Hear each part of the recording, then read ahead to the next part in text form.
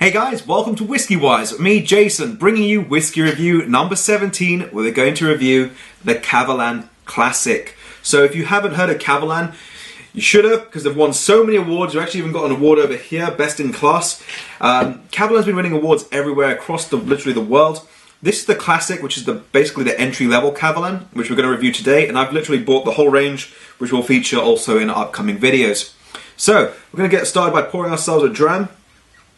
And, in terms of this actual whiskey, it is a non-age dated whiskey. Kavalan don't really like to specify the ages of them on the bottles, but with the Solist range, they do specify that it was bottled on this date, and this is more or less the year of it. So, when it was distilled, when it was bottled, and it gives you the rough idea how you can work out the age. And I'll do a whole video showing that in the Solist range. So, in terms of this whiskey in itself, we'll go through my whiskey start-off review.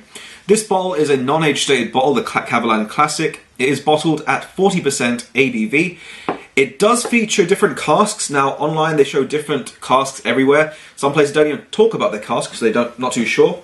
And it's not even on the actual box. It's a nice box though, I like this box. It's really nice. And they don't specify on the back. So, what I read online, it was ex-sherry refill, ex-bourbon refill, and I'll check the next one.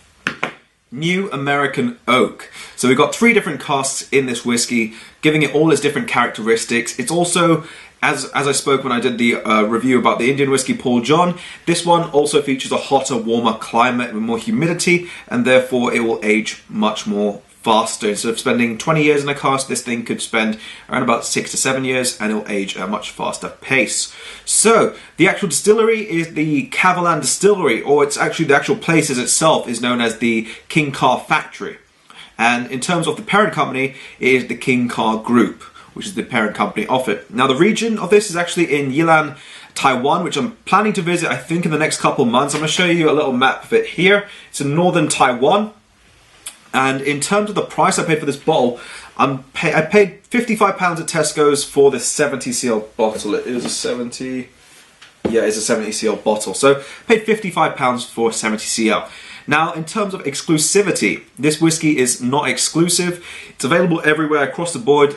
Just mainly you find it in major retailers and also whiskey shops. Now, in terms of caramel colouring, it doesn't specify anywhere on the bottle or online, so I'm going to probably go with a yes or a possible no. We'll leave that on the fence over there because I'm not 100% sure and I don't want to really force it. So, let's get on to assessing the whiskey now. So the whiskey colour of this one in itself is a very nice golden colour. It's more like, I'd go towards a rich amber. It is actually quite a nice colour to it. Yeah, it's a nice amber colour. So it's a nice rich amber. It's not too heavy, but at the same time looks just balanced. So let's get on to assessing the nose. Straight away, this one is something I really like because it's got this tropical fruits coming back. It's giving me a little bit of what reminds me of a red pear. How do you call it? I think it's a Bartlett pear. I think that's how you say it. It's like a very red pear with a slight bit of green on it. Very, very rich, but it's very also juicy, those pears. It's also getting a little bit more tropical fruits, and I'm going to have a second nosing of it. So, I'm getting that pear. I'm also getting mango, tropical fruits, like a tropical fruit salad, the best way to describe it. It's just literally like if you're smelling a tropical fruit salad, you're getting all those aromas coming into your nose. Really nice stuff in this one. It does have a lot going on there. I think that's probably also the ex-sherry influence. It's a refill sherry, I believe it was, ex-sherry refill. So you're getting all the sweeter notes as well. At the same time, you're also getting quite a lot of nice fruity notes and the tropical fruity notes. So anyway, let's get onto the palate now. Let's assess this whiskey. So instantly, the first tasting note I get from this one, wow, it's quite juicy. It's got a light medium body, it's not too heavy. I'm getting straight away more or less a light vanilla note to sort of just invite us into the palate. And then I'm getting a little bit of spice, and the spice is working its way around the outskirts of the palate. A little bit into the middle, it gets a bit sweeter, and we're talking about maybe a cinnamon note onto this whiskey. Then it moves into more of those tropical notes, and I'm getting sort of like a spiced mango effect. But it's ever so subtle spice to this mango. And then the sweeter notes come in. That's when the tropical fruits come back in and really make themselves known. So I'm going to have a second sip. So from the second sip, I'm getting more of those tropical fruits playing themselves on the palate, literally dancing all around. I'm also getting a slight roasted barley. Now this is not a smoky note, this is actually just a little bit of barley, a little bit of graininess over there. And then it does also have that spice, which is remaining so consistent in this whiskey, and then it's like having a bit of a passion fruit, because it really does open up. It's really, really nice. It's got lots of different flavors, all there dancing all around, really inviting the palate very nicely, and that little bit of spice combining it, which doesn't actually fade. This one stays consistent, so it's like literally having a symphony of different flavors all over the palate. So we're going to get into the finish now and finally assess this whiskey.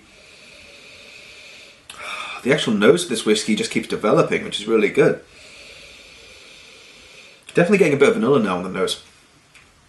So let me go on to the finish.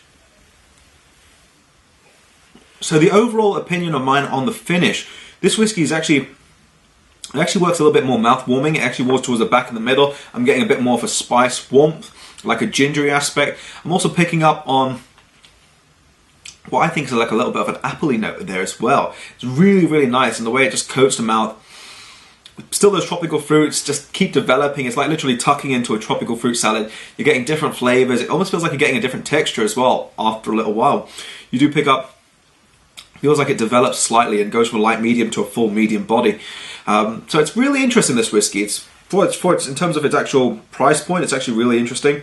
But I'm going to have a little rest of this one, and then we'll come to the conclusion of this whiskey. So yeah, overall I like this whiskey.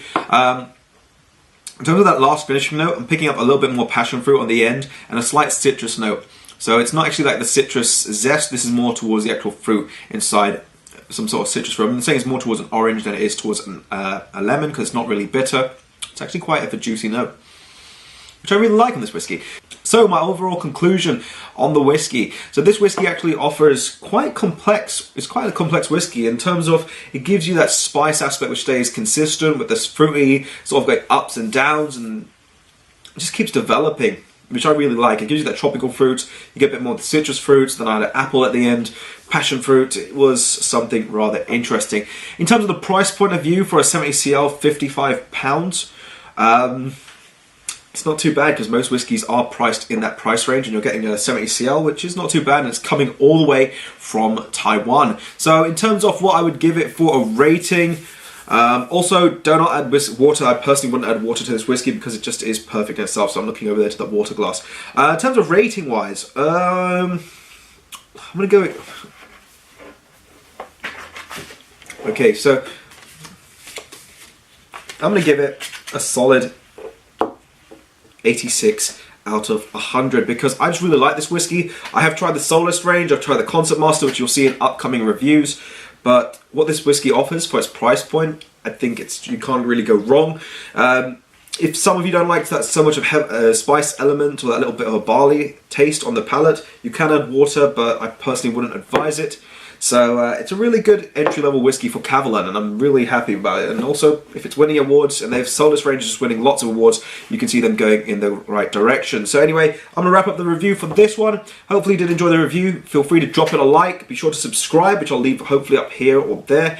And be sure to check out some of my other videos as well. So this has been Jason from WhiskyWise, and I'll catch you all for the next video.